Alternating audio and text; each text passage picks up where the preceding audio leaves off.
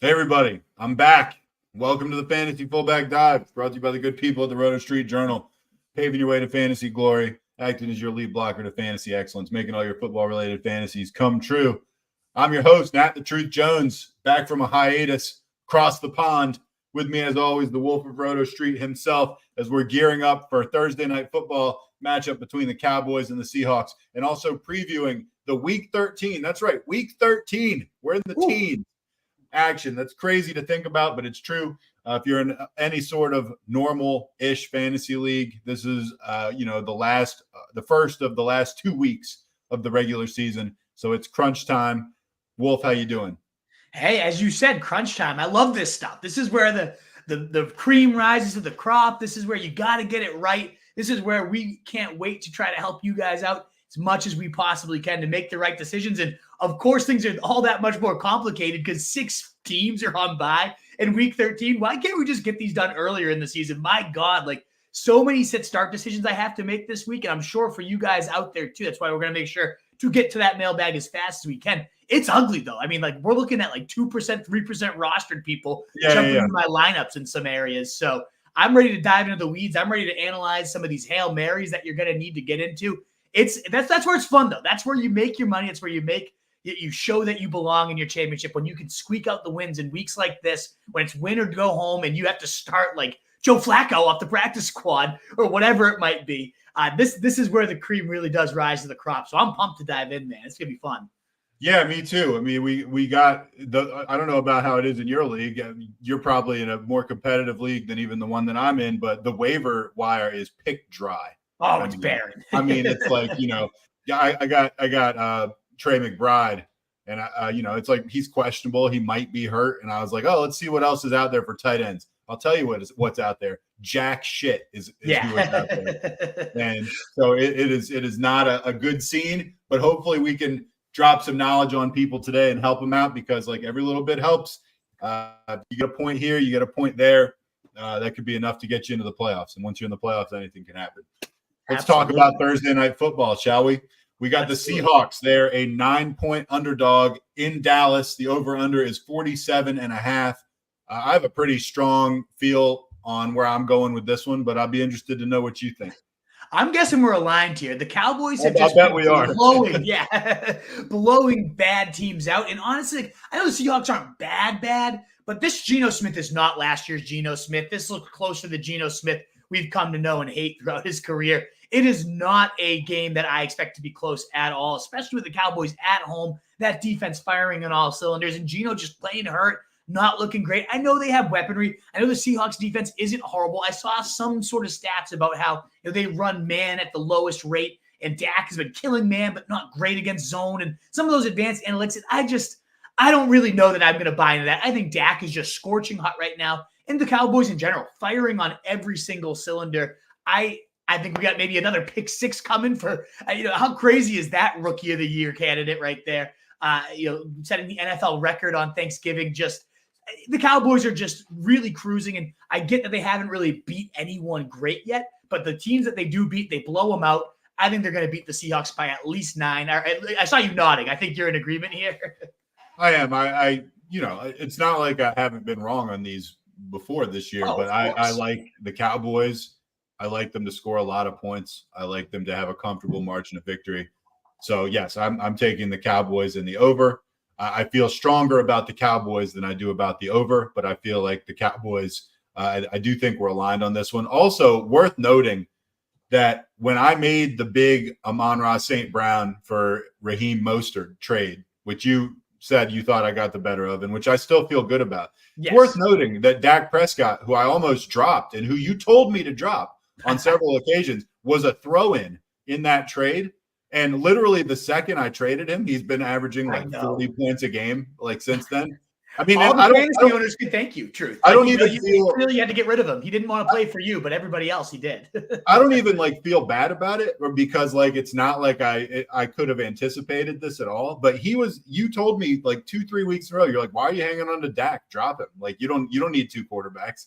And then I randomly just had him. The guy's like, all right, we'll throw Dak in. I was like, sure. I don't ever play that guy. I was going to cut him now he's the best quarterback in fantasy. I'll bet since I made that trade, he is the QB1.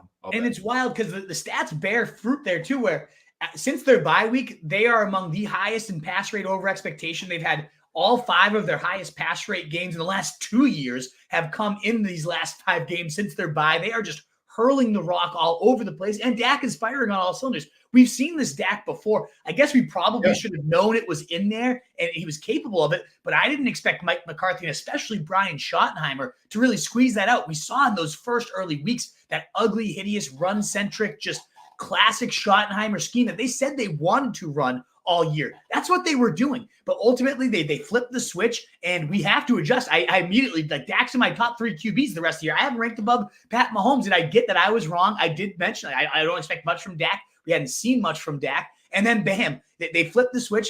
I've since obviously adjusted long before that. But, of course, you just had the worst timing on that, of course.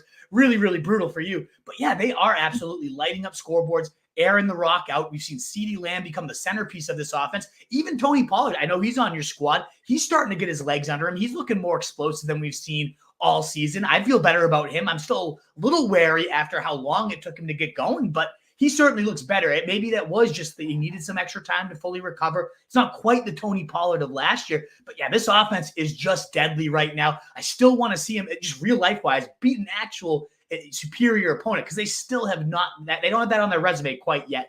But man, like this is a team that does have that Super Bowl feel if they can finally get a real win under their belt. So I love the Cowboys right now. I certainly like them over the Seahawks for more than 9 points. That's for sure. Sure. And if Pollard's going to heat up, I'd rather he heat it up now than like in week 3 or whatever. Oh, sure. It's the time to have him. So maybe he will come in. Derrick Henry for you. Yeah. I mean, the only Tractor Cito, we know how he goes in December, Derrick Henry, and it's here, and the schedule's glorious. So you got to be feeling pretty much better about that backfield alongside Amon-Ra right now, too. I'm nervous. Basically, in my league, there's like 4 teams that are good. Yeah, and everyone else is bad, and I'm one of the 4 teams that's good, but I'm probably like the 3rd or 4th best. So I could beat anybody, but I'm not the favorite in Vegas right now. Hey, I know no one cares about our teams, but I did just knock off an 11-0 team, number 1 in our league. Just a scrappy win. The team blew up. It just feels good. The momentum's there. Let's go. The real question for tonight that a lot of you are probably tuned in for and asking is, can I trust Zach Charbonnet tonight? So we talked about what we think the betting lines, where you should go with it. But really, you're probably wondering, Charbonnet. And this is a tricky one. We have a great article. CJ put it together. Me and him compiled some data for it. And there's a few reasons why you should, and certainly some reasons to have some caution. The main reason why you should is volume. 90% of the running back carries, 80% of the running back routes, a 15.7% total team target share since Ken Walker went down. There's really no other running back involved right now. And that's always really nice to know. Your guy's going to get pretty much every single touch that's made for a running back.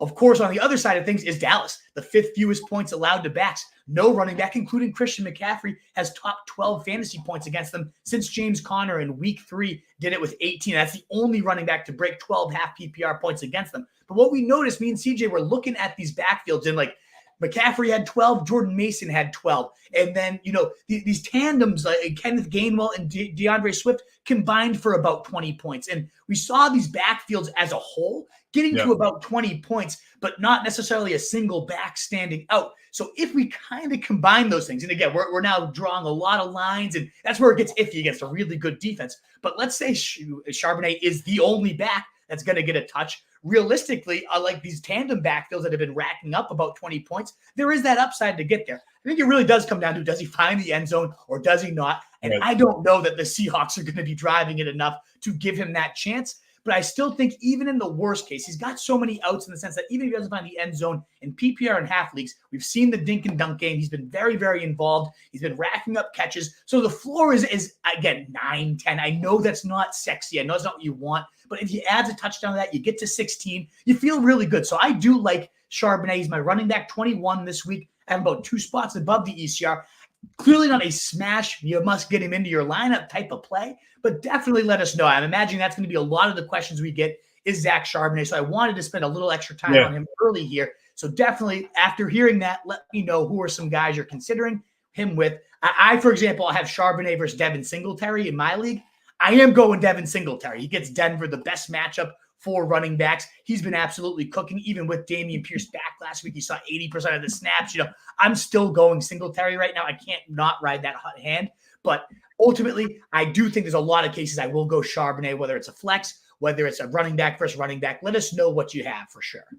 All right, and those of you that are leaving us comments, questions already, we are going to do our best to be done by kickoff. That's why we started a little bit early. I know we went on for a while, but the Wolf and I haven't talked for like almost 2 weeks, so have a lot to catch up on. We are going to get into quarterback news in just a second. If you haven't already given us a like, give us one. If you haven't subscribed yet, what are you waiting for? Get in there, subscribe. Especially early on, we've noticed too these last few weeks, you guys have been so generous with hitting that thumbs up. And we've been getting, there was a Sunday Truth when you were gone. We had 100+ live viewers at once. We had over 1,000 views on the stream. I was watching from England, believe it or not. Oh yeah. It was dope. It was just one of those feelings. It's like, wow, this is really taken off. And we haven't quite hit that level, but we've gotten multiple 60+ streams in there. And even on Thursdays, we've had some huge ones. So help us out. That thumbs up really does. The likes, the shares, the retweets, all that great stuff. It really does help us grow. And so many new subs coming in these days, which is amazing, validating. So thank you guys so much. We'll get through all this news, all my higher, lower Hail Marys. We'll try to make sure we have at least an hour to really rip through before kickoff, 45 minutes minimum. But we will get to all your questions for sure. We'll have to cut it short if we have to cut it short to make sure we get to the mailbag. That's why you guys are here. We understand it. So hopefully you enjoy the content. We want to make sure you have your informed questions before you ask them. So keep them coming. We will be it to you guys momentarily. All right, we're going to get into quarterbacks. And before we do, I do just want to say, I know you said nobody cares about our fantasy teams, but since you mentioned that you knocked off the 11-0 team, I also just want to give myself a plug. I also knocked off the #1 team in my league. So we're both rounding into form at exactly the right time. Yes. Wolf and Truth going all the way. All right. Quarterback, except possibly the draft, except let's face it, you haven't drafted that well in a while. But man, that Giants-Patriots game was one of the worst things I've ever seen in my life. I'm digressing a little bit. The point is, Zappy has been getting most of the first team reps, and it looks like he's probably going to be the starter. Now, this is coming off a 9 for 14 for 54 yards half that probably didn't get anybody too excited the last time he played, but that's probably who's going to be under center for the Patriots.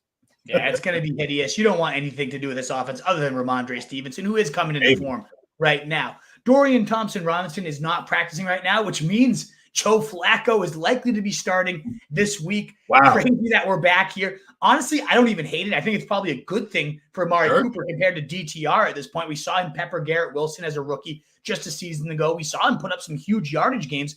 I'm intrigued to see what he does. It's certainly more promising, in my opinion, than DTR or PJ Walker, at least on the surface. We'll see how it ends up actually going. Let's get into running backs. These are always my favorite. We get one or two of these a year, and I don't know if I've had one this year yet, but Travis Etienne was not spotted at Thursday's practice. Now, he's considered day-to-day with like a chest injury. Doug Peterson had said that he would be present at Thursday's practice, but he wasn't spotted.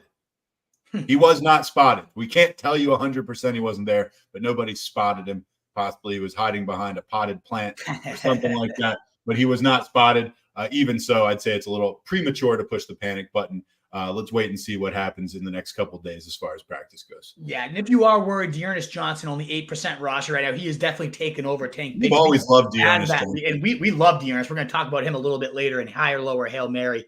Devon Achane was spotted. He was limited. He was spotted. He was spotted. Limited in Thursday's practice. Now, he was limited throughout last week, too, and he didn't ultimately suit up. They probably don't need him against Washington. So I would not say he's 100% out of the woods right now. For example, my brother has to decide between starting Achane and Charbonnet. And head-to-head, I'd probably rather put Achane in there in a good matchup against Washington. But then if he gets abandoned, his next man up is pretty ugly. So it's one of those things like, yeah, is he trending the right way? Probably. But can you 100% rely on it? No, I do think Jeff Wilson, still an intriguing handcuff, still a guy to add in case Achane misses this. But it does seem like he's trending the right way right now.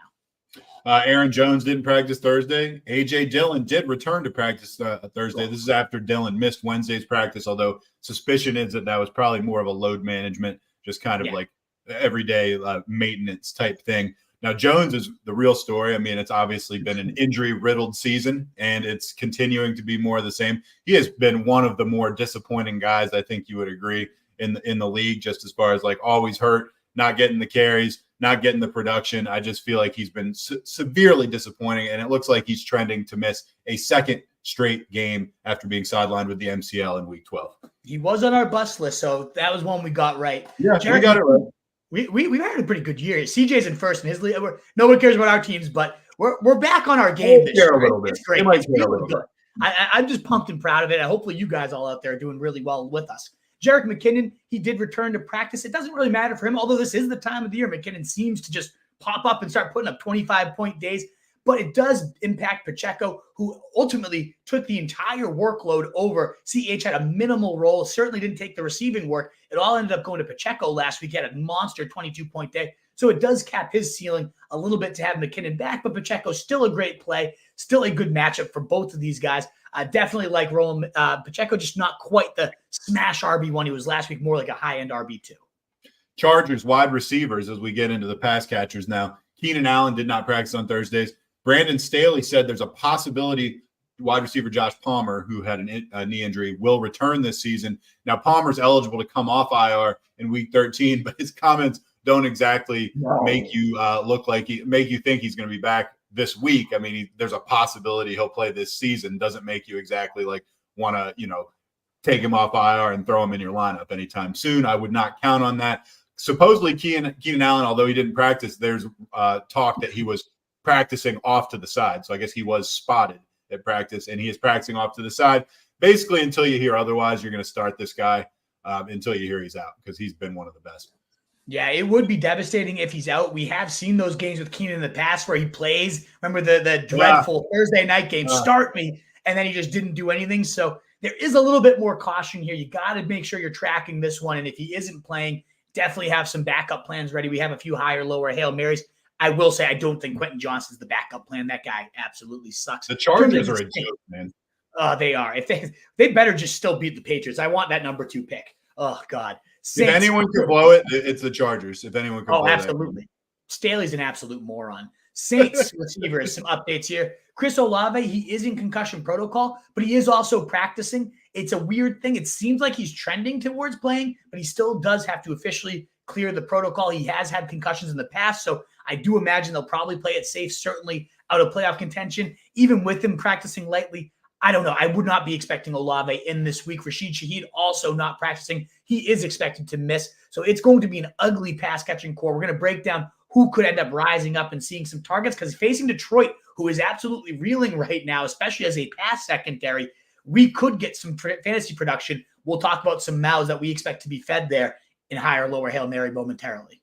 Let's talk about some exciting Texans wide receivers. I mean, I know this is not a hot take at this point, but what a fun group to kind of pull for and possibly own if you've got them and plot to own next year. These Texans wide receivers with CJ Stroud throwing to them, all of a sudden they're beyond relevant. They're super relevant. Tank Dell returned to practice on Thursday. Noah Brown was limited in Thursday's practice. Brown has now had back-to-back practices to start the week, definitely trending in the right direction, trending towards a week 13 return. Last time he played was week 10, and remember he had 7 for $172, something like that. I think he had 2 straight with 150 or more. Kind of crazy. Tank Dell was spotted during the warm-up portion of practice. He did join the field on the team on the field later. He has been dealing with this calf injury, but it looks like there's a pretty good chance that we should be optimistic he's going to be coming back for the game against the Broncos. And just before you go on to the next guy, I just want to say something. I almost texted you late one night recently. I just kind of was thinking about how crazy the NFL is and crazy things that have happened. And I said to myself, if I had texted you or told you, say a month and a half ago, that now, as we go into December, the Denver Broncos would have rattled off 5 straight wins behind a very strong defense. Where they're averaging giving up, I want to say maybe 14 points a game over the past 4 and have knocked off some legit teams. You would have had me committed in a mental institution, right? Yeah, they had just given up 70 to the Dolphins. We're looking like the worst thing the league had ever seen. Yeah, it's crazy. Russell Wilson looks competent. This team is trending. It's a fun NFL right now. It's been such an up and down, wild year, and that's certainly part of it. The Texans, as you said, that's a fun little game right there. I mean, that's going to be I'll watch that shit. Absolutely, yeah. And Tank Dell. I mean, my God, my firstborn's going to be Tank Dell Trakeoff. I'll tell you that. I would expect he that. doesn't know it yet, but if we ever have a kid, Tank Dell Trakeoff will be Tank Puka. Maybe will be the actual. Would Hills be on board with that? You think? Yeah, I think so. Tank is definitely in the wheelhouse, I would say. All right. Oh man, T. Higgins, one of the biggest busts of the year. He does say he hopes to play in Week 13. I'm actually pretty surprised they're not shutting him down in a lost season. I'm surprised he even wants to play, given he has a contract year coming up, risking re-injury. He must be feeling good, and that's why I don't necessarily hesitate to start him because of the injury. I hesitate to start him because Jake Browning is his quarterback, and he's absolute garbage. So I don't think you should be starting T. Higgins this week if you have any other viable options. But again, I've seen some of the questions. I've gotten some of these DMs. I get what's out there right now. So maybe you do have to play T. Higgins. The last time we saw him, 110 yards, 8 catches, seemed to finally be getting his season going. So, yeah, maybe you can play him this week if he's in there. Certainly if you're in a tough situation. But ideally, you don't have to be part of the Jake Browning experience unless it's Jamar Chase. The Cardinals, who are suddenly interesting with Kyler Murray back, not necessarily as like a playoff contender or anything, but, their games are interesting. Their skilled players are now at least on the board for putting up fantasy points, stuff like that. Hollywood Brown didn't practice on Thursday. Michael Wilson also did not practice on Thursday. And this looks like Wilson is taking a pretty good chance at missing his third straight game. He had back-to-back DNPs in practice to open the week. He's been underwhelming this year, although we have seen some flashes of brilliance. Now, it is also it's possible that they're just kind of taking it laid back with Brown. He has not practiced this week. He missed practices last Thursday and Friday, and he still did play last week and had 6 grabs for 88 yards and was actually targeted 12 times. So this is kind of a wait-and-see thing, unfortunately. Yeah, Deontay Johnson, illness, not practicing. He's been all in the news and not for the right reasons. That effort on the fumble, trying to fight his teammates. Yeah, what was that about? Wrong. He's like the only one in the Steelers not trending the right way right now. He was a touchdown away from being a top 20 guy last week. Does seem like this offense is definitely headed in the right direction. So he probably is in lineups, but certainly does not seem to be doing the right things at the moment. He really doesn't. Jaden Reed did not practice on Thursday. He has yet to practice this week. Kind of looking like he's going to miss Sunday's tilt against the Chiefs after coming on. He's having a pretty good rookie season, all things considered, but it looks unlikely that he's going to play. If he does, he's probably a fringe starter at best anyway. I mean, he's been the wide receiver 11, 12, and 21 in his last 3 games. He's been playing really well. Okay. He certainly was in starting consideration if he suited up, but this would certainly open things up for Christian Watson, who just exploded. Maybe Romeo Doubs can get back into the starting radar with no Jaden Reed. We'll see how that one goes. In terms of just 3 really quick notes, Jerry Jeudy did come back to practice. You don't care. He sucks. Demario Douglas, the more important absence because he is the only guy doing anything for the Pats, but he did not practice. He said he didn't have a concussion, yet he's still in concussion protocol right now. I don't imagine we're going to see him, but if we do, that is a great spot. He could be a great streamer. And Treylon Burks upgrade to a full participant here. Maybe he can spark something in this offense. We've seen a couple glimpses in the past, but obviously you're not trusting him. You're not relying on him, but it will be intriguing to see if he does any type of benefit to the offense as a whole, because he did make some explosive plays as a rookie, just has not been able to stay on the field at all as a sophomore.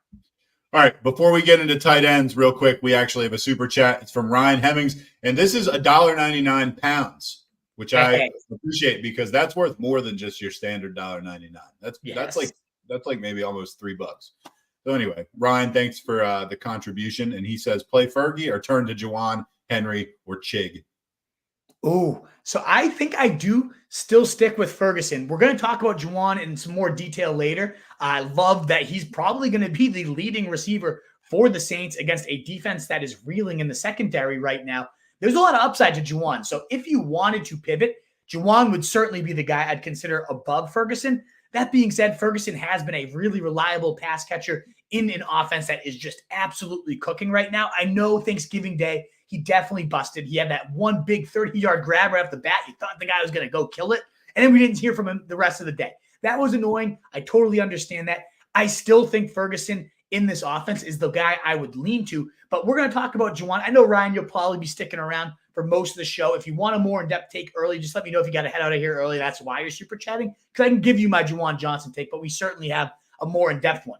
I'll give it to you real quick. 85% of the routes last week, 19% target share, 28 of his 31 snaps were from the slot. He essentially just played the big receiver role. And if Olave, if Rashid Shaheed, if all these guys are out, he's definitely the most veteran receiving presence. This is a ex-receiver that got converted to a tight end that you can now play at your tight end spot. The number one receiver against a really bad secondary that's given up 4 out of the last 5 games have been top 8 performances, 2 quarterbacks.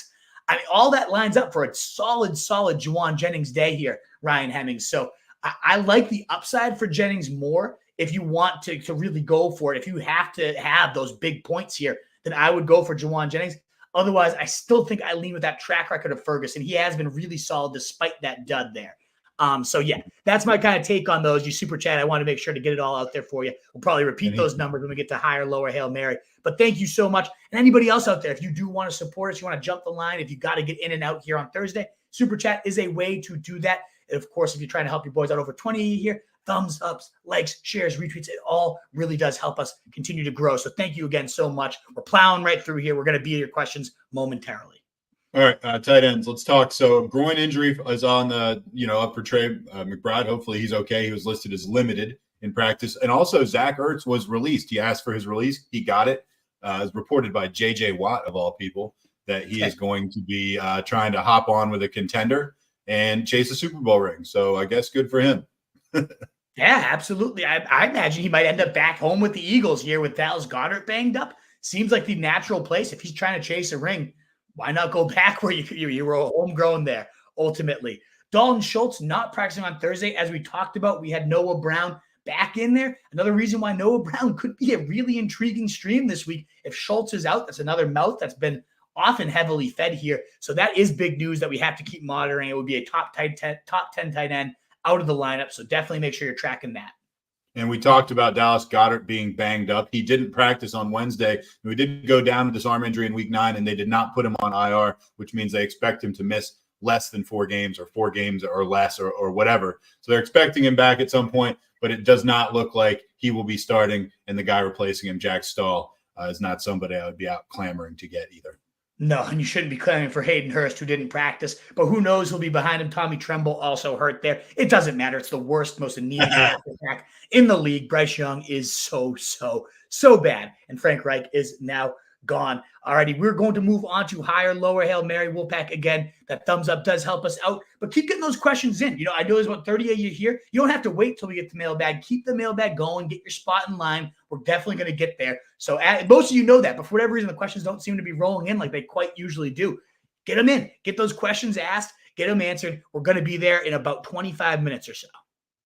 All right, so we're going to try to plow through this as quick as we can. I'm going to give you one guy at a time instead of, sometimes I group them up into like 2 at a time because it seems like we have more concise and efficient points when we just go 1 at a time quickly and you can nail them with your 30-second sound bites. And the first guy we're going to talk about at quarterback, Kyler Murray at Pittsburgh. You like him all the way up at quarterback 7. The experts like him at 10.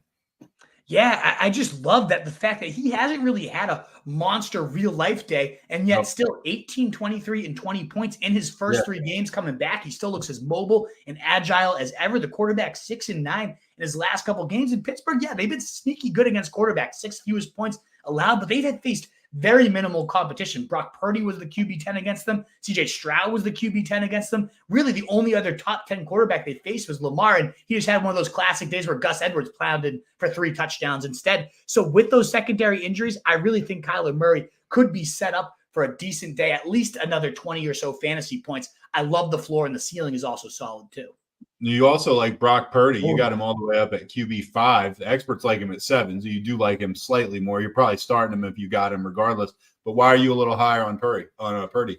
I mean, this is just the game. The Eagles versus the Niners. We might be getting an NFC Championship preview right here. I can't wait to get there. But unlike last year's Eagles team, this defense is abysmal. We've seen it time and time again. Top 3 matchup for quarterbacks, the number 1 matchup for wide receivers. I think we got yet another shootout, just like we saw last week with the Bills and Eagles. That has another monster day written all over it. Purdy himself, 20-plus points in 3 of his last 4 games. He had that dud against Seattle because Christian McCaffrey, that's all you needed last week, and that was the ultimate run funnel defense. But we got the opposite here. Sure, I just called the Eagles defense trash. I shouldn't have. Their secondary, their pass defense is horrendous, but that D-line is absolutely ferocious. They are impossible to run on. So this is the opposite type of script where they're going to need to lean on Purdy. They're probably going to have to be putting back and forth points time and time again. 6 of his last 9 games have also been for 20 or more fantasy points and QB1 finishes. Just the definition of consistency. And when he needs to have the ceiling, we've seen it come out time and time again.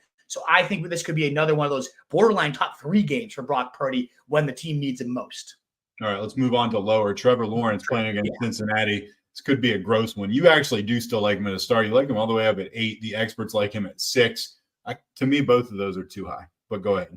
It's tricky, though, because he did have 32 and 26 fantasy points in his last 2 games. So maybe, just maybe, we saw last year he kind of hit this type of scorching finish. It did screech out at a certain point, though, too. And that's what I'm worried about, getting too high on the guy, given the track record this year. Before these last 2 games, and I won't take anything away from him. He's ran in rushing touchdowns. He's looked much better these last few. But before that, he hadn't hit 20 points all season. He had just 3 games in the top 12 in all of the 9 games before that. None of them were higher than the QB 8. So, yes, I get the recency. He has looked great. The team has looked much better. But I don't know if they're going to really need to lean on him against a Browning-led Bengals like they've had to these last couple of weeks. And I just don't know that I fully buy these last 2 compared to the track record we saw in those first 9. So I think everyone's getting a little too antsy here on Trevor Lawrence. Like, you probably are starting him if you have him. Again, in a week like this where there's so many buys, I get it. But ultimately, if it's like Purdy or Trevor Lawrence, Purdy right now is ranked lower than Trevor Lawrence by the ECR, and I would at least at minimum have those 2 things flipped. No chance. Yeah. Also, Russell Wilson going at the Texans in a game that we both declared is highly watchable. You got him at QB 13, 2 below the experts. Not much of a discrepancy on either of these guys, but with Russ, he is on that kind of fringe of starting and not if you're just going by the rankings. So how come you're a tiny bit down on him? Yeah, it's one of those things where he has been just real life-wise really, really good. But that's also because they've kind of made him into this game manager where if they can run the ball, they will. And Houston is definitely much more of a run funnel defense than they are pass funnel. I do expect this to be more of the Javonte Williams, like 18-20 carry. Let's keep the rock out of C.J. Stroud's hands. Now, game flow could get away from him. If C.J. Stroud gets hot early, he puts up his points, then, yeah, Russ will probably do his thing. But just over his last few games, quarterback 18, 14, 11, 18, 12, not bad, but just a cap ceiling, 23, quarterback 23. He has not cracked 20 points since week 4. So the ceiling just feels a little capped. I'd rather go with a guy, a lot of questions I've been getting is like Jordan Love versus Russell Wilson. Well, Jordan Love has 3 straight of 20 points. Russell Wilson also ranked ahead of Jared Goff, who, yeah, I get that he has not looked great real life-wise. Kind of the opposite narrative here is Goff has been careless with the ball, and yet he's still been putting up top 8 quarterback numbers week in and week out. So those guys both ranked below Russell Wilson. It's more so like, yeah, I'd rather go to those guys. I'd rather go to Sam Howell. I get why you might have to start Russ, and there's a nice floor of about 14 points there. But I really think the cap ceiling makes me rather pivot to a guy like Jordan Love if both of them, if that's what you're considering here. Talking Hail Marys, and you're talking Kenny Pickett going against Arizona, 19% roster. I got one word for you. Gross. Yeah, it's hideous. And I will say, too, if Derek Carr, if Olave ends up playing, again, that matchup against the Lions defense, 4 of the last 5 quarterbacks they faced have had top 8 fantasy days. The only one who didn't was Jimmy Garoppolo. So I think if Derek Carr has his weapons, that's certainly my preferred Hail Mary and streamer. But for right now, Kenny Pickett, 19% rostered. It's more so betting on the fact that the first game without Matt Canada, they had 400 yards. That is the first time in 44 games since he called plays that they've had 400 yards of offense. And right before he got hired, they had 400 yards as well. So it's just like the most ridiculous streak that right before Canada and right after him, bam, the offense looks so much better. Everybody seemed just looser, happier, excited to be there. And it was a career high day with 278 yards for Kenny Pickett. No touchdowns, so I get that he didn't get there, but a healthy 8.4 yards per attempt. This was a guy that could push the ball down the field in college, had an amazing preseason. We've seen these glimpses, so I still think there's something in there. And I understand, again, Tommy DeVito has more multi-touchdown games. Yeah, that's right.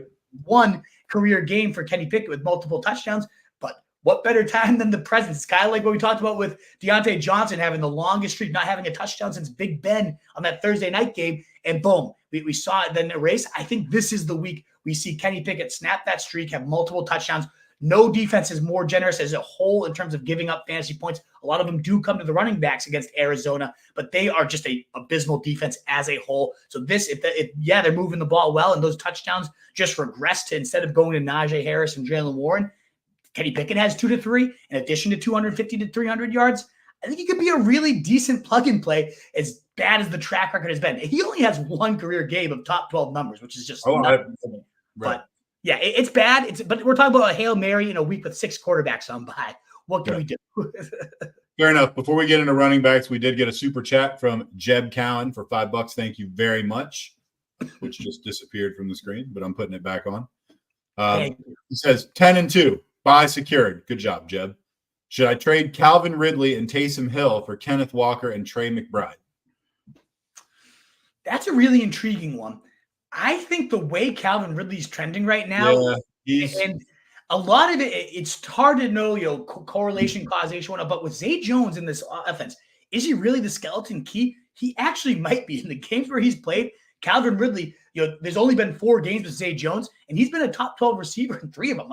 It's one of those things where Zay Jones does a lot of the lid lifting, and it opens up a lot more of the underneath and those routes that Calvin Ridley has to take on without Zay Jones. He becomes more of a decoy in that type of situation. So I really do think that this Calvin Ridley we're seeing is not a mirage, and we're not going without an injury to Zay Jones or another member of this offense. I think this is here to stick. I really do think Calvin Ridley is a solid weapon right here. Meanwhile, Kenneth Walker, oblique, groin, all these injuries racking up, a really tough schedule. One nice game in the playoffs, but other than that, it is brutal from here on out. I like Trey McBride more than Taysom Hill, but Taysom Hill still has one of the highest ceilings of all your tight ends here. I think I lean just sticking with Calvin Ridley and Taysom Hill. You're 10-2. You got good team chemistry. This isn't a reason to shake up that team chemistry. I'm not opposed to doing trades and making your roster better. And Trey McBride does have a really nice week 16 and 17 schedule. So that is a nice point about having that bye secured.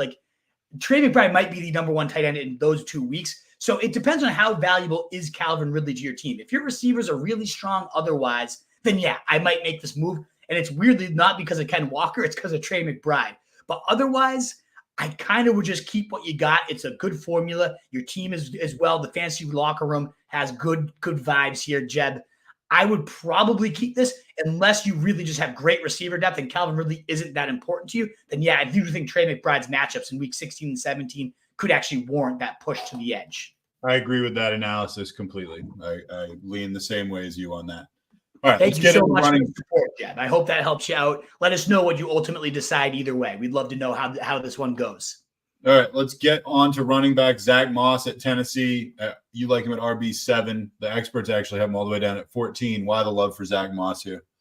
JT is out, and we've seen what this ends up meaning. 98%, 76%, 81%, and 80% of the snaps in the games without JT. And how did Zach Moss do in those? 21, 23, 7, and 34 points. One kind of dud. The rest of them were absolute smashes. All 3 of those other games were top 10 performances, including against Tennessee, who he's facing this week. 34 points, the running back 2 that week. He was second in rushing through those first 6 weeks. The running back 3 in fantasy in that span. He's actually still top 10 in both metrics, despite taking a back seat to JT for the last, better part of the last 3 weeks. So I really think he is an absolute must play anytime JT is out of the lineup, and probably you're starting him anyways. But I've gotten some questions about Zach Moss, and there's no reason to question him at all. This is a absolute must play. He's also only 4,600 on draft because I know everybody already knows that, but you can't. That's chalk you just have to eat. He is going to absolutely go off as he always does without Taylor in the lineup. David Montgomery, you've got him all the way up at 12. The experts have him at 18. To me, the 18 rank is just a little bit nuts.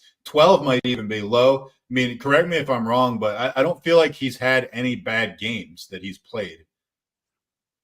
No, other than week 6 when he got injured. Other than that, he's had 12 or more points in every game. He's been a top 18 running back in every game, and 4 of his 7 games have been in the top 10. I mean, he is as lock of a bona fide running back too, with very more often than not top 10 upside. And I get Gibbs. Yeah, his role is increased and he's gotten some goal line involvement now. So it's not the clear cut Jamal Williams role anymore, but they love David Montgomery. And against the Saints here, they've been much more limiting. They're not, I think a lot of people have this fear of the Saints because for many years they were a defense that you did not want to put your running backs up against. And they're just not there right now. They're right in the middle of the pack, and they are limiting to receiving backs to pass catching metrics for running backs, but they've actually given up the 11th most rushing yards to backs. They're giving up a touchdown every other game.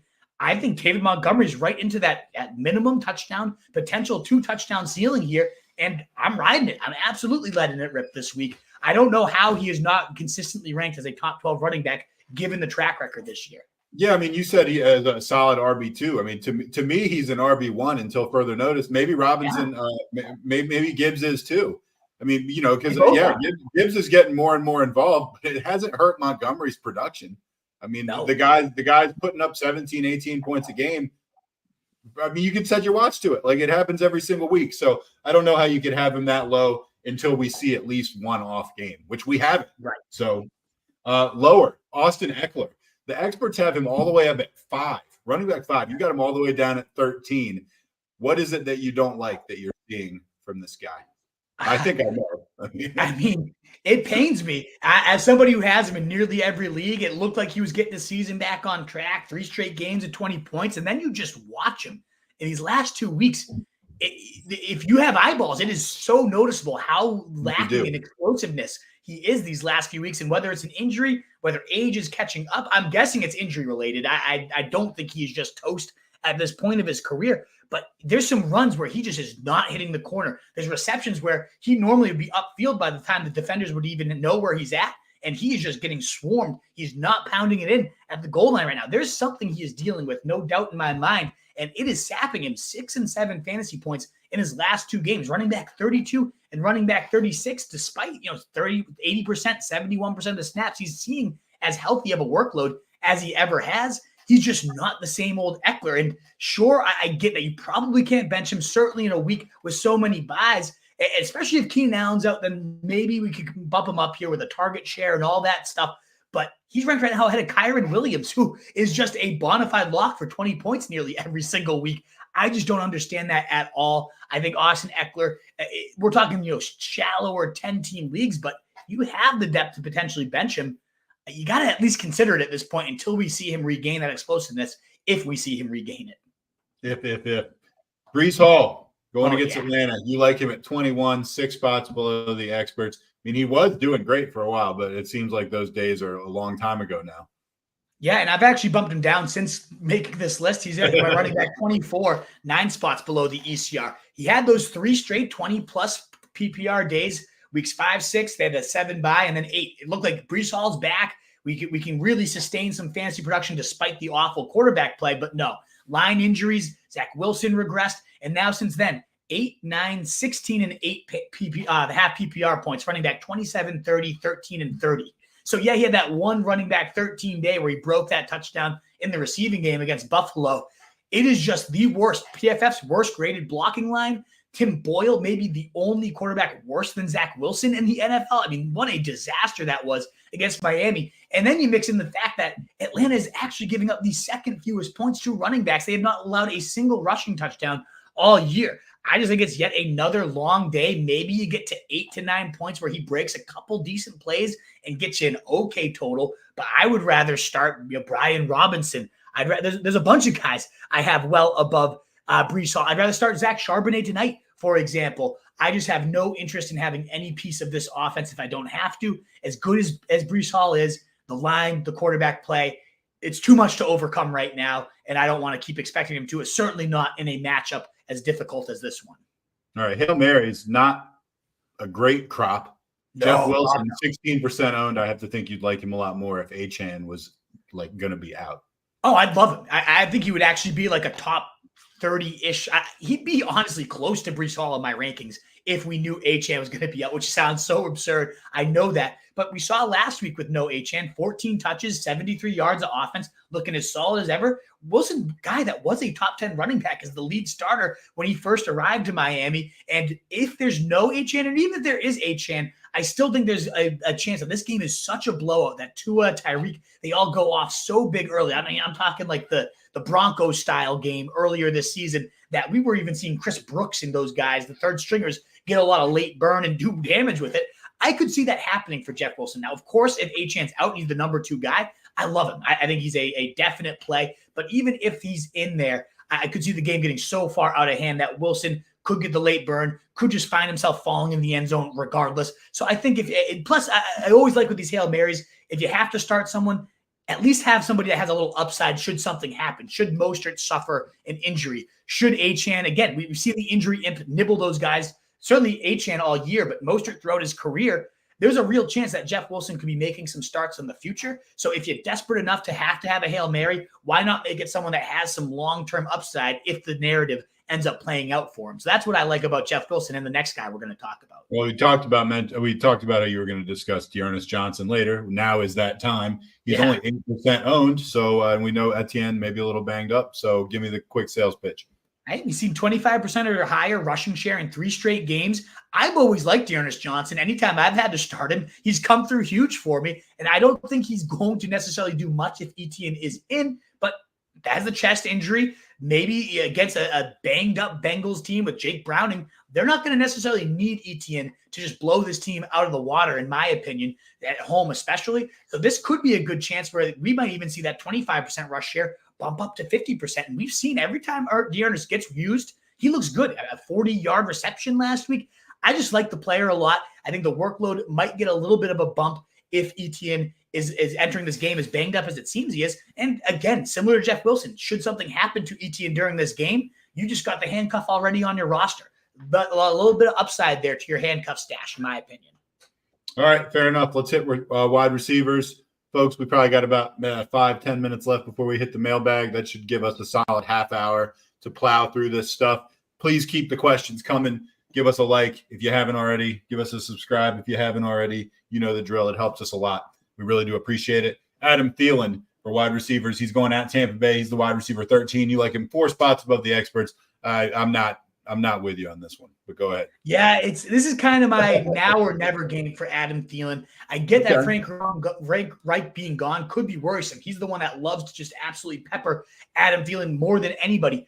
But what I'm looking at is that no team has allowed more adjusted fantasy points to the slot position than Tampa Bay. Slot receivers can expect an average of 4.3 more points than what they typically scored. If you add 4.3 points to Adam Thielen's total on the season, that'd be a damn good day. Now, I get the most recent weeks have not been pretty at all, especially last week's dud. The floor is brutal. But other than that last game, he still has seen 10-plus targets in 6 of his 8. He just hasn't been hitting those 20-plus weekly monsters. He hasn't been finding the end zone so much. But this is the ultimate get-right spot. And like I said, if he doesn't do it this week, I'll never go back to him the rest of this year. This is the spot that every slot receiver smashes, especially a guy that has been a wide receiver 1 for multiple stretches of this season. So I can go back to the well one more time this week. We talked about Hollywood earlier. He's going at Pittsburgh. You like him as wide receiver 24, 4 above the experts. Give me the elevator pitch on Hollywood Brown. Pittsburgh's given up the 10th most points to wide receivers, but in particular, our top 5 in wide receiver 1s and outside wide receivers is where they really have been getting burned. We saw 12 targets last week. He's back to that hog roll. It's good to see him and Kyler Murray click because remember last season, the wide receiver 7 in fantasy points, wide receiver 5 in targets was Marquise Brown, and Murray starts without DeAndre Hopkins. They're back and cooking again. I know we have to monitor that heel injury, but just like last week, didn't practice and then ultimately came in to get 6 catches, 88 yards, and 12 targets. And then we get a juicy schedule out of the bye week after that. So I really like Marquise Brown. I think he's going to really start to cook here and have a nice season end for you. Guys, you don't like as much Terry McLaurin against the Dolphins. You like him at 25. The experts like him all the way up at 17. That's a decent discrepancy. It's pretty crazy. Sam Howell is on pace to break the NFL record in dropbacks. He's on pace for nearly 5,000 yards. And Terry McLaurin's season high is 15 fantasy points and wide receiver 15 finish. He doesn't even have a single top 12 week on his resume. In fact, he is that one game of 15 points and wide receiver 15 is the only time he's been above the wide receiver 20. So he's the wide receiver 18 in ECR, and he's only beat that in 1 of his 13 games so far this year. Especially you consider these last 3 games, 5, 7, and 7 fantasy points, wide receiver 50, 42, and 46. And now we got Miami. Since Ramsey returned, they have been really tough against outside wide receivers. They've certainly been giving up much more of the production to the slot. This is a tough matchup. A lot of people, I get they're going to have to throw. They're going to be playing from behind, but McLaurin is probably not the one that's going to benefit the most. He certainly hasn't been lately. I just don't get why he's ranked and thought of so highly this year when the track record is just not there. I don't get it either, honestly. DeAndre Hopkins, a guy who, obviously just I have loved in the past. You got him all the way down at 26 as he's playing Indy this week, 7 spots below the experts who seem like they're still giving him quite a lot of respect just based on his name at this point. Yeah, that's probably really what it is. I get Indianapolis seems like the good get-right spot. He smashed them last time, 18 points, wide receiver 8. But Will Levis has just, since that first game, the 4 touchdowns where Hopkins himself smashed, has really not looked well. And he's particularly been awful under pressure. And this line is so bad. And Indianapolis, over the last 3 games, has been in the top 7 in pass rush rate. He's been, this is that TD monster day, that 33-point day for Hopkins, 9, 4, 14, and 6 points. Wide receiver 27, 59, 15, and 52. Really just has not been pretty at all. So I don't get how he's a top 20 wide receiver in the rankings. It just, the defense has been really clamping it down, and he's just been really struggling himself, and Levis especially has been too. I don't like it at all. Let's take some Hail Marys. Curtis Samuel going against the Dolphins, 36% owned. So you probably have a decent chance of grabbing him if you actually wanted him. Go ahead. Yeah, we talked about how the Miami defense been clamping down outside receivers since Ramsey returned. Well, they've been getting up the 10th highest slot target percent because of that. And we just saw Curtis Samuel come off a 12-target, 9-catch, 100-yard day, 19 PPR fantasy points, 36.4% targets per route run. And then we saw that stretch run. We've seen Curtis Samuel get hot already this year. He had an 18.2, 18.5, and 14.2 day, all in a 3-week span. All of those finishes, wide receiver 12, 14, and 23, those 14 and 12 days were higher than anything McLaurin has put on his resume all season. And yet Curtis Samuel's ranked 30 spots ahead, or 30 spots rather below Terry McLaurin. Makes no sense to me. He should not be out there in this many leagues, and especially in a week with so many buys. I think he is the home run Hail Mary of the week, no doubt about it. Fair enough. A guy, and I'm about to reveal some ignorance here. I don't know who this person is. If you said to me, which one of these names is made up? And you gave me a list, and then you threw in A.T. Perry. I would be like, that one. Anyway, he's 3% owned. He's going against Detroit. Sell me on this guy who may or may not be fictional. So you might remember him as the guy. You'd only remember him because Jameis Winston had that just absurd throw that only Jameis Winston would make, where he just hurled one to the corner of the end zone, like across his body, and somebody just leaped up and caught it. And you're like, how did that Saints receiver make that catch? That was A.T. Perry. He's this big body kind of guy that is. That was A.T. Perry? That's A.T. Perry. He's an impressive jump ball guy, but he also can really do it after the catch. He's out of Wake Forest, and a lot of analysts that I really respect love this guy as a rookie coming in, thought he was one of the steals of the draft. Now, he didn't do much last week. He got 80% of the routes, but Olave was getting peppered. Juwan Johnson was kind of having his coming back party. But ultimately, when he's gotten the looks, he has a top 20 in terms of expected fantasy points added per target. And so they might have no choice but to feed him, with Olave likely out, with Rashid Shaheed probably out as well. And as we've mentioned, the Lions have been getting dusted time and time again across their last 5 games. 4 of the quarterbacks have been top 8. So I really think if there's no one else there, last man standing, a receiver that can kind of do it all, I wouldn't be shocked if A.T. Perry really does have a big day. All right. Well, if that happens, I will be the first to say I heard it here first. This people are turning in for you. Tight ends, and then we're going to hit the mailbag. Just got a little bit of tight end information. David Njoku, you are higher on him than the experts. You like him at 6. The experts have him down at 8. Yeah, and we'll cut down the tight ends. Let's do one per position here instead of the 2 guys here. David Njoku. Okay, but for lower, can we do Kyle Pitts?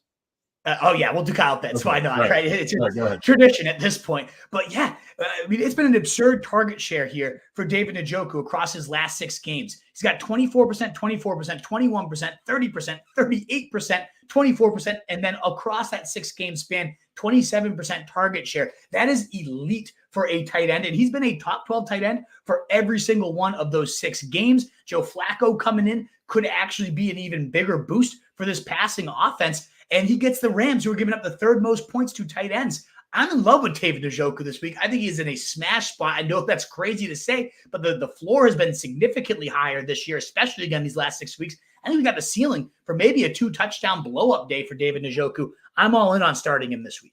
I don't think that's crazy for whatever it's worth. Guys, you're lower on. You actually have Schultz and you have Pitts, but we're going to keep it to 1. And just for fun, because these probably aren't going to affect who you're starting or not too much, we're just going to talk about Kyle Pitts real quick. He's playing against the Jets, which is a formidable defense, we have to admit, even though other parts of their team struggle mightily. They've got him finally. You got him all the way down at 16. The experts finally starting to maybe come around a little bit. They've got him at 13. which is a little lower than the smoke blowing up his ass that we've been getting like for the last 3 years. Tell me why you're down on Kyle Pitts, Wolf. Give me this hot take. Real hot take. Tight end 16, 21, 17, 18, and 32 across his last 6 games. He has been as useless as ever. Now, the Jets are much more forgiving against tight ends than they are wide receivers.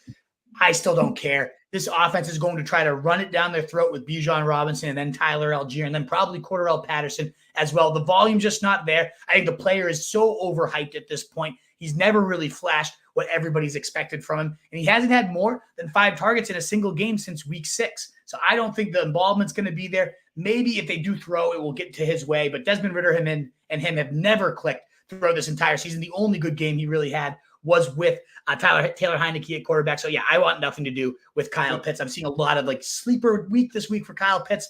And we haven't had him on the lower just because it's been so easy. I don't want to say it. And there's certainly a guy that's out there nearly every league that I'd rather have. And we're about to talk about him. Was MOH high on Pitts? Oh, yeah. He was so high on Pitts. We put him in his place for that one. God, dude. What was that about? Yeah. All right. Juwan Johnson, we talked about him a little bit earlier. He's going against Detroit. He's only 15% rostered. Give me the sales pitch on Johnson, then let's hit the mailbag. Yeah, 85% of the routes last week was a team high. Season high, 28 of his 31 snaps came from the slot. He might just be, we talked about A.T. Perry as a Hail Mary, but at least Juwan Johnson has a real track record in the NFL. He was a converted wide receiver. He's probably the best pass catcher that this team has, but you get to play him at tight end even better, assuming, of course, again, Olave and Shaheed are both out. Shaheed's definitely going to be out at this point. And if Olave plays, sure, that does take away a little bit from Juwan Johnson, but I would still expect him to be the number 2 weapon, just like he was last week with a 19% target share, 9 PPR points. Not bad, but I really think this could be the week where he has that 2-touchdown day, has his coming out party. The Lions have been getting blitzed. They've been bad against the tight end all year, too. The 6th most points allowed on the season, but especially these last 5 games, they have been so bad. So I think Juwan Johnson's in a really, really good spot to have. We've seen it before, 2-3 touchdown days. I mean, he had more 20-point days than any other tight end last year other than Travis Kelce. This guy does have a real ceiling. We've seen the blow-ups before in the past. I think we could definitely, especially if Derek Carr can finally get over these red zone woes that are so embarrassing at this point. Juwan Johnson, whether he does or not, has a really nice floor and ceiling this week, in my opinion. That's going to do it. Under an hour, we get through everything. Now let's spend the remaining time that we have going through the mailbag. Kickoff, I believe, is at 8:20. That gives us slightly more than half an hour. And let's go to the top of the mailbag. Campanelli, if you show up later and you want to get on, obviously we'll put you on.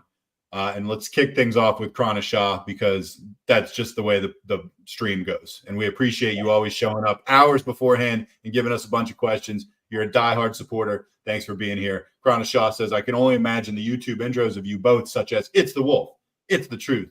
And you're here because you need to win. And we are here to provide and win. Tank Dell approves this message. Okay. And then he says, following that up with, if you could pick 2 candies right now, which would they be? Twix and Reese's for me. I actually would like Twix cereal. Okay. Yeah, I like the purple Skittles, and I love Milky Ways. Ooh. Purple Skittles and Milky Way. So Milky Way is kind of like an old man candy bar. I love it though. But very good. Very good. I'm not gonna complain about it. Yeah, I would say, and this is kind of like old school too, but I mean, Snickers is I could never go wrong with one of those.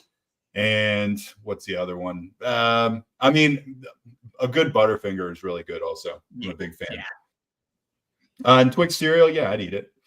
All right, and then Krana says, are you on the banners? Or you I got him, yeah, sure. Okay. All right, now I'm getting serious now. Ha. PPR. Deontay or Downs, also PPR, Lockett, London, or Dotson.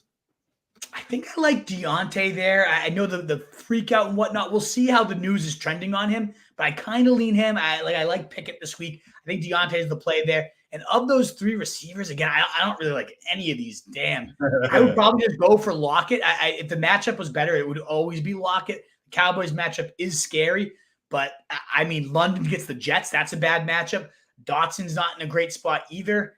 Yeah, we talked about the outside receivers being so good for Miami. It certainly applies to Dotson as well. So of these 3 options I don't really like, I'm just going to go Tyler Lockett. Yeah, that's fair. Let's go Krana again. No Shaheed. Only options I have left are Justin Watson, Josh Reynolds, or Quentin Johnson. Yuck. If Keenan Allen does not play, or does it even matter? I mean, no, it doesn't matter. I don't think you can ever trust Quentin Johnson. He's just not a player. I would say if Curtis Samuel's come out here, that's where you got to go. I honestly like A.T. Perry better than these options. But if these are the only guys you got, I would probably go for Reynolds out of these options. If these are the only ones you have, there's more receivers getting healthy for the Chiefs. So that just becomes that rotational nightmare. Reynolds has been playing about 60 to 70% of the routes and is a good bet for not a good bet, but an okay bet for a touchdown each and every week. So I guess Reynolds would be the one I would go after of all these, but I would definitely look to A.T. Perry or certainly Curtis Samuel above either of them. Agree with that. Shaw also says flex 1 PPR. Christian Watson, Noah Brown, Samuel, Elijah Moore, Dubs, Cooks, Dortch. Thanks, guys. This better be a bounce back Herbert game. So you're only picking one of these guys. I would say, honestly, Samuel's the safest. We talked about him as my Hail Mary I really like. But after Watson's huge game, and especially if Jaden Reed's going to be out, we saw them finally connect Jordan Love and Christian Watson. I know that Kansas City secondary is a really, really tough matchup, but I would probably have a hard time benching Watson the most of these options. Samuel will be probably the safest play here if you want the floor, especially because you get the full PPR setting there. But Watson certainly has the ceiling is where my gut's leaning right now, especially if Reed's out. I agree with you. Krana looks like he's got one more. Oh, wait, one last. Should I plug in Noah Brown if Schultz misses time? Yeah, I think you absolutely could plug in Noah Brown, especially over those. If this is like related to the Justin Watson, Reynolds, and Quentin Johnson, yeah, Noah Brown's way better than any of the other options we talked about for sure. You want to bring in Campanelli real quick? All right, Campanelli, you got to be quick tonight, my man. What do we got for you? Half PPR, are we starting Brandin Cooks? Depends who the other option is. What are your other options, bud? Well, it's Deontay or Perry. Yeah, I'd go Brandin Cooks. Perry? Yeah, A.T. Perry, baby. Who may or may not be real. He's a real human, and he's getting asked about. I'd go Brandin Cooks over those options, though. Yes. Me too. Awesome. Thanks, guys. Thank you for being here, as always, Campanelli. We love seeing you. All right. Juan Pena. Who for my wide receiver 1 and 2? I got Lockett, Downs, Dubs, Cooper, or Rice. Give me 2 of those, Wolf. So I love Rashee Rice this week. We saw him finally get that bump over 70% of the routes. He looked really good last week, 100 yards, a touchdown, trending the right way. Big fan of him. Normally, I would really like Downs here, but he does get one of the tougher matchups for slot receivers against the Titans. Really bad against the outside, but very good against the slot. That being said, he did see 13 targets last week. I do want to see who is Amari Cooper's quarterback, because if it's Flacco, I honestly am leaning Cooper here. But if it's PJ Walker or some other just complete and utter nobody, I might go Downs over him just for the volume. But I definitely like Rice the most. He's the number 1. I wouldn't play Lockett tonight. I'd kind of wait and see how things are developing, and then I might go to either Downs or Cooper depending on that Browns quarterback situation. Yeah, good analysis, I would say. Fatty Mateo, last week I changed kickers on Monday Night Football. I ended up losing by 0.4. Ouch. Oh, no. Which could have cost me the season. Always trust your gut. Last-minute changes almost never work out. I don't know the data on that, but I hear exactly what you're saying, dude. Then he says, full PPR, I need 3. Tank, Puka, DK, Thielen, Garrett. I'm going the top 3 probably. What about you, Wolf? I know you like Thielen this week. I'm not putting him in over any of those 3. No, I don't think so either. I would, Tank. I mean, DK I don't love, though. The Cowboys I don't like. I don't like Garrett Wilson right now with Boyle, and Puka gets Cleveland. So none of these guys are really in good spots. Honestly, I do like Thielen more than Puka and DK. That is again a slot matchup. I do. Yeah, I have Thielen higher certainly than DK. Puka's a little closer for me. Tank's the lock. I personally do like Thielen more than any of these other guys, given that slot matchup against Tampa Bay, the most points allowed to slot wide receivers. For Puka versus DK, I honestly think I'm going Puka. The Cowboys have been so good against every position. I would have had Puka second. I don't know. Maybe you're right about Thielen over DK. I just think that the Panthers are just so abysmal. I don't know. We'll see. What is Geno has been so bad lately. He has, but DK is the type of guy who you can just go up and grab one, like pull in a touchdown or something. I don't know. I get your skepticism. It would be hard for me to pull DK for Thielen, but I understand your argument. I get it. I mean, he did have 13, 18, but then 5 points last week, 9, 9, and 6 the 3 weeks before that. Really, his season high is 18 points, and his season he just hasn't the ceiling hasn't been there. The floor has been okay, but really not great. So I don't know. DK, I think just the DK aura at this point. Yeah, there is. Thielen's disappeared a couple times recently as well. Like, I don't believe he's been like lighting the world on fire recently. No, but we've had better booms from him in the best matchup possible for him. We did get a super chat, so let's dive into Patrick. Threw us $5. Thank you. Thank you so much, I'm out of fab. I need 2 wins. I have the KC defense. Wondering who you like for a D next week. KC versus Buffalo. Definitely nobody in that game. Indy at Cincinnati. Minnesota at Vegas. Vegas at Minnesota. New England at Pittsburgh. What matchup there jumps out at you? I mean, Indy at Cincinnati looks all right to me.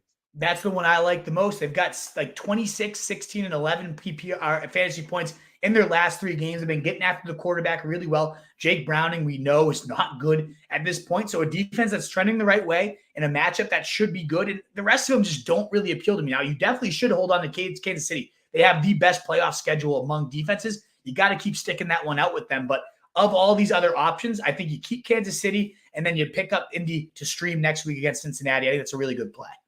Jacksonville also has a good defense down the stretch, if you're interested. Yeah, they do. And they got a good matchup this week, too. So if Jacksonville's out there, that could even buy you even more rope there, Patrick. But they might be gone at this point. But, yeah, their playoff schedule looks great, too. Agree. All right. We left off with Frederick, I believe it was. Yep. Fatty Mateo, right? We already got Fatty Mateo. He's got 5 questions. Oh, sorry. I didn't see he had a million questions. Let's hit him fast. Let's hit him fast. Are there any commonly available quarterbacks you like more than Russell Wilson this week, Wolf? I see Minshew, Baker, Geno, and Carr. You like any of those guys? No, I know we talked about him being my lower guy, but that was assuming it was him versus Jordan Love or some of those tighter ones. I like Russell Wilson more than all of these guys. All right. Given the Breece injury, if like me, you have no running back 3 this week, are you rostering Dalvin Cook just in case? No, I'm not. No, that was just cooked at this point. Even if last one for Fatty. He says, I have the opportunity to block my opponent from adding a QB. Everyone check your opponent and see if you can block a key free agent if you don't want to face him. Good advice. Oh, absolutely. Cucking the opponents is a great strategy. I love the cuck. The cuck is a great move. One says, who for my flex? James Conner, Amari Cooper, Samaje Perine, Rashee Rice, Romeo Doubs, AJ Dillon, Downs, or Lockett. Give me one. I think Rashee Rice is definitely my play here. I like James Conner, but he's really been trending the wrong way. We saw Michael Carter take over a big receiving role. So, yeah, I'm going to go Rashee Rice there for you, Juan Pena. And we'll back another super chat coming in. Thank you so much.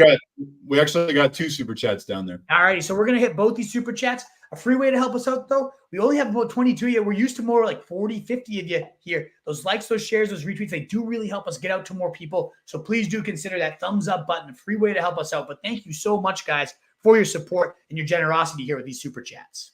Benny T's throwing us $2 for a pretty straightforward question. Jerome Ford or Charbonnet PPR? What do you think, Wolf? I think I'm leaning here Charbonnet. The volume's certainly going to be there. Again, 90% of the running back carries. 80% of the running back routes, a 16% target share nearly. Jerome Ford has just been in a really much clearer split right now with Kareem Hunt. And I get that he's been okay even in that split. 10, 11, 11, and 10 half PPR points. It's a nice floor. The ceiling just feels so capped here for Jerome Ford. I do like that this offense could be a little bit more functional with Joe Flacco, but at the end of the day, we're sitting here acting like Joe Flacco is going to suddenly be the savior. We haven't seen the guy play football. There's a reason he wasn't on a team this entire season. I mean, we can't just sit here and bank the fact that this is going to be this incredible offense suddenly. So I lean Charbonnet. I think there's just a little bit more upside to the player. I lean Ford. I just like he's a very consistent 10, 12 points with a chance to get more, obviously, with a touchdown. I would lean Ford here, but it's a fair question. And then we got Jay. Thank you so much. There's another Charbonnet question. Tempted to throw Charbonnet at flex. I hate the matchup. My other options are Deontay, McBride, Godwin, or Watson. And I have to say, in that particular scenario, I am probably throwing Charbonnet out there. I think I'm doing Charbonnet as well here. McBride is the next closest for me, but yeah, but he's not even a sure thing to play. I mean, Yeah, especially if he's out, then like who you go to, then Watson maybe has the upside, but so boomer bust. He had one good game all year. Yeah, I'd tempted to throw Charbonnet in at the flex there. As much as I hate the matchup, we did talk about how, yes, it doesn't look great on paper that no running back since week 3 has had more than 12 half PPR points against them. And yet, when you look at the combined backfields, the San Fran backfield putting up 30 points. We got the Eagles backfield putting up 27. As a combined unit, the teams have done really well, and we know that Charbonnet is everything for this backfield. So I do kind of think he's in an okay spot, and the defense is really, really good, but maybe not quite the must-bench type of situation that I think a lot of people assume the Cowboys are against running backs. All right, we are now past 8 o'clock. We're looking at 15, maybe 20 minutes till kickoff. We're going to do a few more together, and then the Wolf might have to go rapid fire.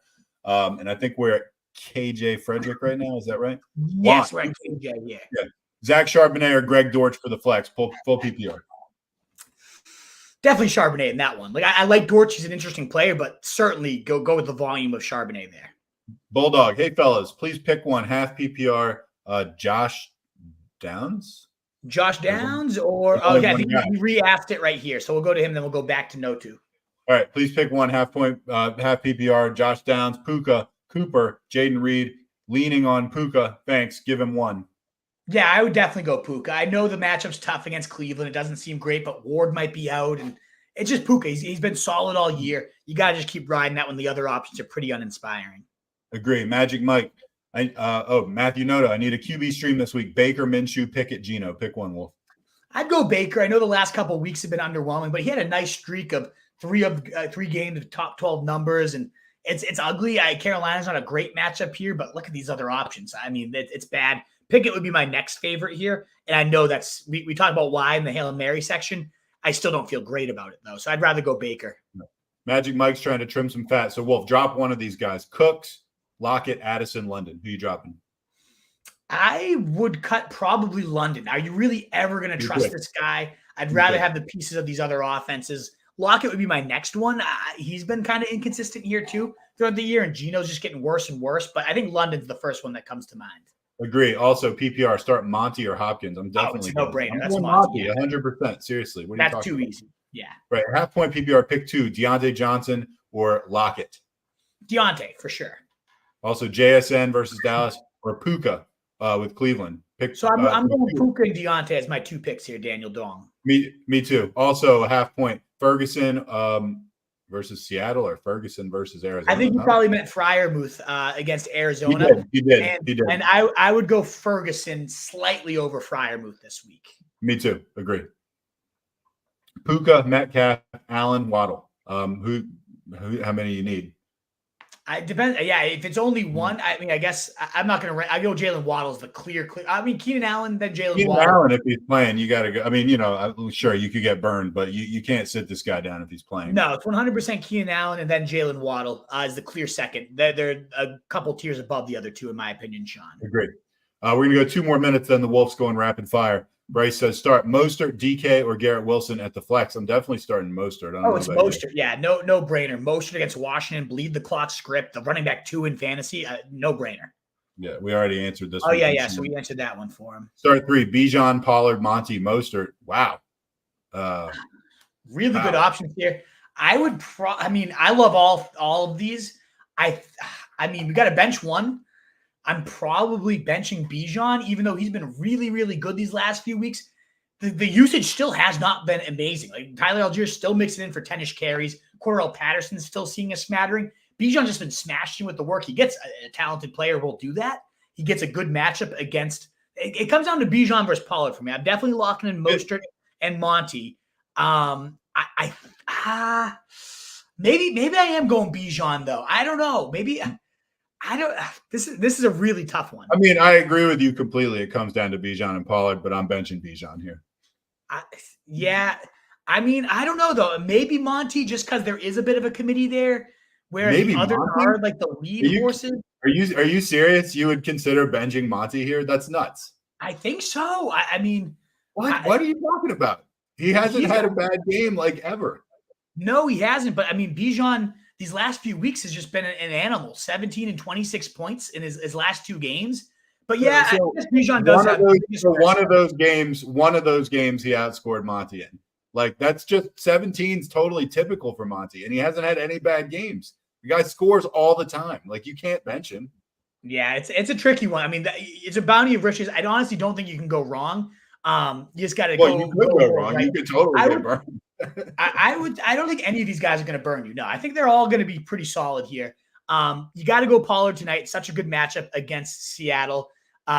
You got to go Mostert. Great matchup against Washington, the running back 2 in fantasy.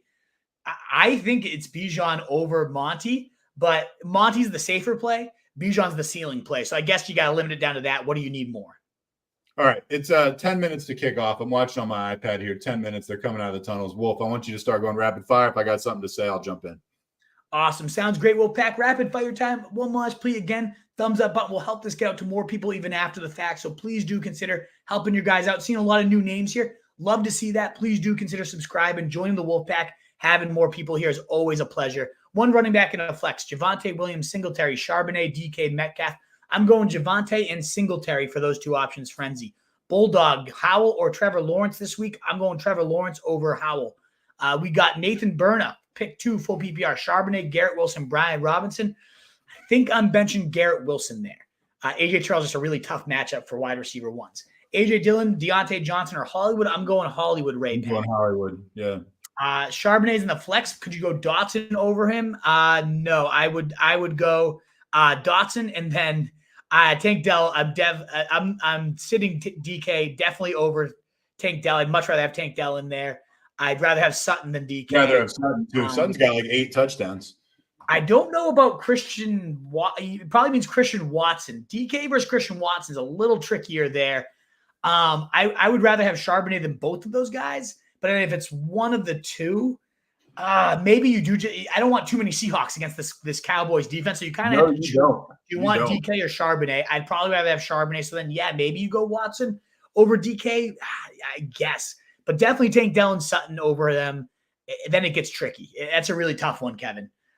What's up, Kevin? By the way, a Beverly guy there.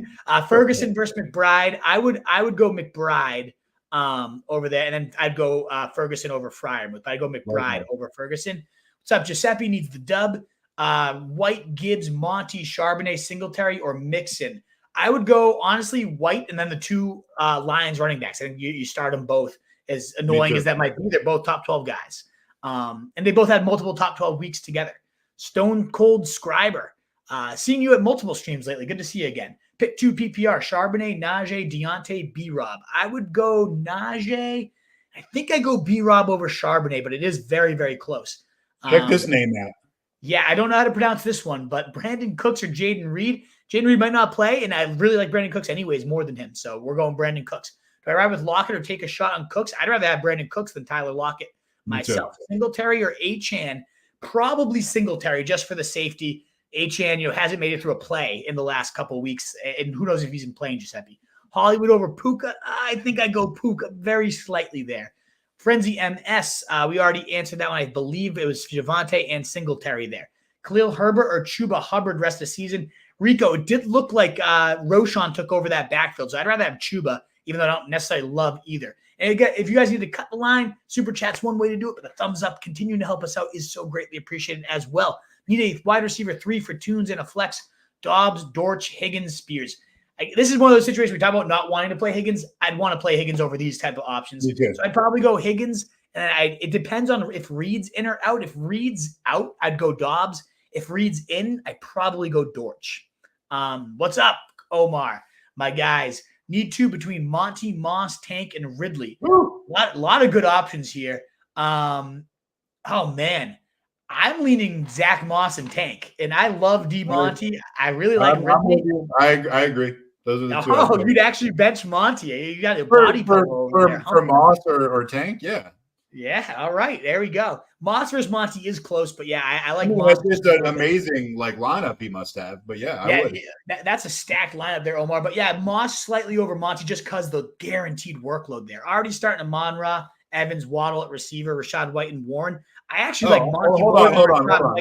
I would have Monty in over probably at least one of those running backs, maybe both. Over both of them. Yeah. I go Moss and Monty over both those running backs myself. Absolutely. Me too. Adam Fritz, need one of DK, Rice, or Cooks. I would go, I think I'm going Rice over those. Super chat. Somebody, some. Thank you. Thank you, Hillary Stegna, whoever you are. Lady just sent us a $5. Do I play Charbonnet in my flex over Pickens or Dobbs? Yes, I would absolutely do that. You're not gonna give her the same in-depth analysis that you give. Yeah, I don't think she wants it or cares. That was a we're just about to get to your question too. All righty. Well, yes, I would definitely go Charbonnet for my wife over the other two. Thank you so much for the support wherever you're from, Hillary Stegna. Just off camera is where. All righty. Do you want to pull? Where were we? I kind of lost my spot. I don't know. I got distracted by Hills. We are at Omar, and then we're at Adam Fritz. Need one. Yeah, Adam Fritz right here. Perfect. And then we said going Rice over those guys. So we're at Tunes. Am I crazy for wanting to play Hall? Yes, you are crazy because that matchup against Washington is so good for Tua. This is the week you have to absolutely go Tua. No doubt about it. Also, you can't start in general. You don't want to start a quarterback and then start the defense they're going against. That's just like stabbing yourself in the eye repeatedly. No. Yeah, you're absolutely going Tua. There's no doubt about it. Rice, Deontay, Godwin, or Chuba. You have Kelsey at tight end. I would go. I know that you don't want to necessarily go too many Chiefs here, but I like Rice the most of all these options, Patrick. We already answered that one for Hillary. It's Charbonnet over those two. Quarterback 20.25 per completion. That does change things. I know I do have Kyler above Lawrence, but Lawrence probably is going to attempt more passes. So with that being said, I probably actually do bump Lawrence ahead of Kyler in this situation. Charbs or Puka? I think I'm going Charbs. I don't know. That's a really tough one there. I know I love Puka, but Cleveland's a really tough matchup. Second worst for wide receivers. Bijan Robinson, Jalen Warren, or Kyron Williams? Definitely Kyron. And then Warren. Bijan for me over Jalen. It's just such a split there in Pittsburgh. But man, like, could Warren explode against a bad Arizona defense? We just saw Kyron put 38 up against. Yeah, of course, Warren could go. I'm definitely going Robinson and Williams there. I'm benching Warren there. It's just too much of a timeshare. It could be Najee that goes off. One of those backs is definitely going off. Maybe they both do, but it's certainly a little bit more of a question mark as to which one it is. Flex spot, Metcalf, Brandin Cooks, or Olave. If Olave plays, Tyler, it's Olave. But you have to get him in tonight, and you don't know if Olave's going to play. It seems like he's not. So I guess I go Metcalf. I like Cooks a lot too, but I can't. I got to go Metcalf there. I wish we knew more about Olave. Olave is the clear best option there if we knew. I guess it comes down to, Tyler, if Olave doesn't play, who's your next man up? Because I might wait it out for Olave because it really is a smash spot for him if he is in. He's significantly better than both those guys by like 15 spots if he's in. So it might be worth pivoting to whatever your backup plan is if he doesn't, is what I would say, Tyler. Half PPR, would you use DK Metcalf tonight or Rice? I like Rice more than DK. Rice. I do. I'm a huge fan of Rashee Rice, and he's finally getting the usage he deserves. John Grimes, start one wide receiver. Higgins, Cooks, Cooper, Johnson. I don't know which Johnson is Johnson, but I'm guessing my answer is going to be Cooks here at this point. So I like Cooks for that. Start Charbonnet, White, Olave, St. Brown, and Kyron, or sit Charbonnet and put Kai. So it essentially comes down to Jaden Reed versus Charbonnet. Is it right? Question. Poorly worded, FF Bearded Prince, but we found out the question nonetheless. I'd have Charbonnet just because, one, we don't know if Jaden Reed's going to even play at this point, and I think I'd rather, even if we knew Jaden Reed was playing, I'd probably still rather have Charbonnet. So yeah, I'd just play Charbonnet today. You have to wait it out anyways to see what's happening with Olave, see what he does. Maybe you get 15, maybe you get 16. I think you got to get him in that situation. And yeah, we already had that one from John. So it was Cooks. That was our answer.